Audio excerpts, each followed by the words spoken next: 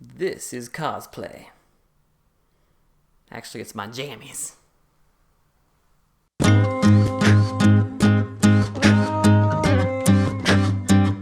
Hey, it's Jim! And that must mean that it's time for another episode of Jim Explains a Thing, where you get to watch me bluff my way through a terrible and embarrassing explanation of a part of nerd culture that everybody else seems to know so much about. Today, the kind nerds at sluffwork.com have asked me to explain cosplay. Some of you astute viewers might notice that I have already painstakingly explained LARPing in another one of these episodes, that is live action roleplay, as we all learned in that one. And so you might be wondering, isn't that kind of the same thing as cosplay? Seriously, what is the difference between LARPing and cosplay, you might ask?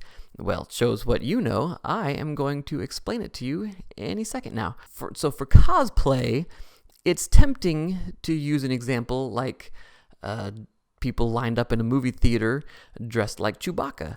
But if you do use that as an example, then cosplay aficionados will patiently explain that you are an idiot. And then they will suggest that you see how far into your ear you can stick a flaming hot fire poker. So in the interest of preserving the sanctity of my ears, I'm going to delve a little bit deeper. I have seen some posts on Facebook of cosplaying. Some of my very own Facebook friends have posted pictures of it, so I can tell you it is elaborate. It is not just me sticking a long pole through a soccer jersey and telling everybody that I am a foosball player for Halloween. No, it is serious stuff. They have created their own costumes, and I've done some mail order bits and pieces maybe. I mean, giant wings made of foam rubber, and they've stitched together vampire bodices and changed their eyeball color into a different eyeball color from their standard weekday eyeballs.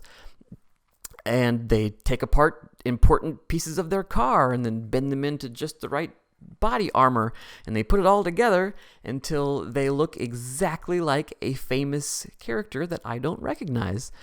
It's really about spending a lot of effort and time and personal sacrifice to achieve exactly the right look. And now we are getting somewhere, because I'm going to say that is the difference between cosplay and LARPing. So cosplay is more about the cos part, the costumes and the look, whereas LARPing is more about the role play. So LARPers will go and try to actually create this character, and they live as the character for a short time, and they stomp around being Blarg, the destroyer of small to medium-sized villages, while cosplayers will glide around through expo halls in their vampire bodices and non-standard eyeballs, and people will take pictures of them and post them on Facebook so that we can come full circle.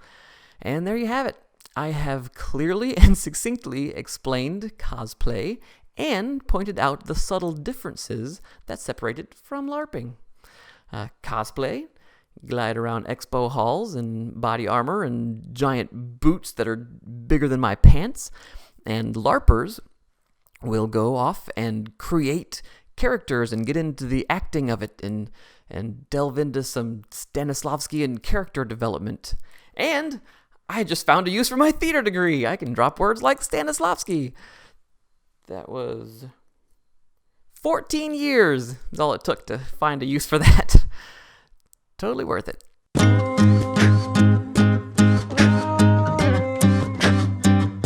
Hey, it's Jim. Nope, I'm just going to stop that right off the bat.